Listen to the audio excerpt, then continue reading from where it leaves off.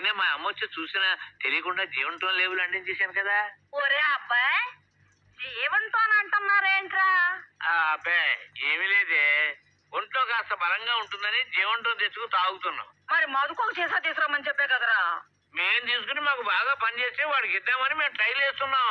అసలు ఈ మందు గుణగణాలేంట్రా? ఒకటేమిటే, ఎముకలు, నరాలు, కండరాలు పళ్ళతో సహా గట్టిపడిపోతాం. ఎక్కువైందంటే శరీరం కొయ్యబారిపోతుంది. అప్పు రక్త శుద్ధి చేస్తుంది. అంటే రక్తం శుద్ధ ముక్కలాగా ఉంది. మనస్సు మాట నిదానంగా ఉంటాయి. కరెక్ట్. నోరు ఊపితే సంస్కృతం.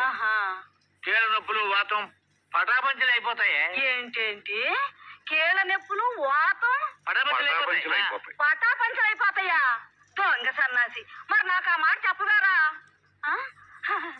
నాకు నువ్వు తాగుతావా? అవునరా. వద్దమ్మా, నువ్వు తాగలేవే. మరి ఇద్దరంగా